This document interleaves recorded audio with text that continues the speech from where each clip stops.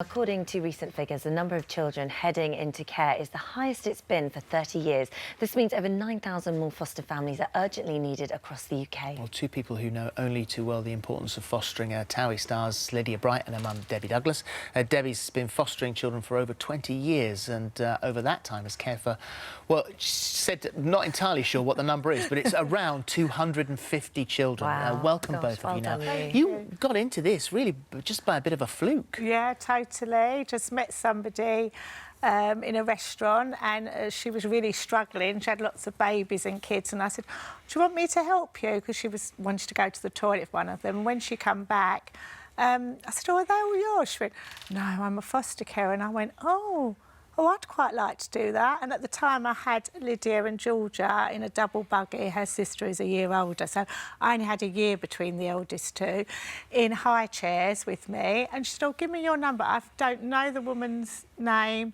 I've never seen her again. And I passed over my number. And then started you off on this incredible journey. Yeah. But of course, that decision doesn't only affect you, it affects the whole family. Yes. And you had, like you said, you had you two and you had all the children together.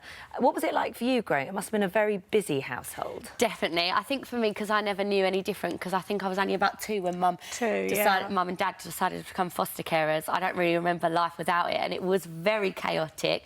There was always children in and out, and Mum used to do short-term foster placements as well, so the children would constantly be changing, and it would be very manic, but it was an incredible childhood. You know, I was never short of a playmate. No, that's There was true. always lots of kids, lots of things going on, and I Chaos. think, yeah, and I think as I grew older, I began to appreciate it even more as well, because I think it teaches you a lot of life lessons. Yeah. You know, the importance of sharing and. But you wrote a poem when you were 6. Yeah. Called I Wish, all about the things that you wish for in life, happiness in the world. At the end, you wrote, I wish I was an only child.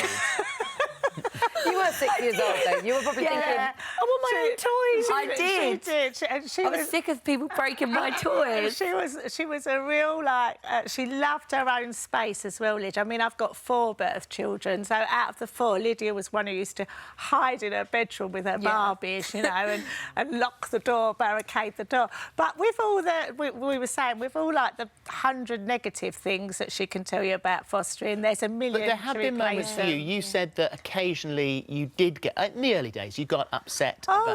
Even these days, Phillip. I mean, I'm still fostering now, and I've still got 4 birth children. So in all, there's 7 children, majority of the time, in my home, and it's really difficult to divide your time between each, because you've got from young children to teenagers to even 24 who needs me 24 hours a day.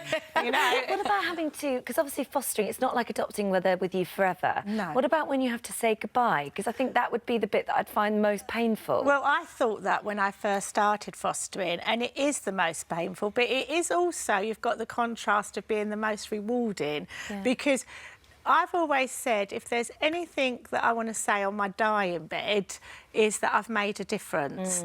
And for me, even if they're in care with me for 2 days and I taught them something about life, or they've been with me for 5 years, I've made a difference to their life. So I see me as like part of their journey and part of their path. They just go on to their next chapter in life. So it's an incredible thing to do. It Well, really, you say there really are is. lots of checks. Obviously, they check everything, and you're checked every year. Yeah. But if there was someone watching this who thought maybe, you'd say try it. Definitely. You know, I didn't know anything about fostering. I mean, I only knew negative things, actually, because my mum was evacuated in the war, so she always talked about it quite negatively. So I just thought, oh, you know, so I just grabbed that opportunity. And when I actually said to my partner, we're going to foster, or shall we try fostering? He went, no, I'm not going to do that. You know, it's enough with these 2.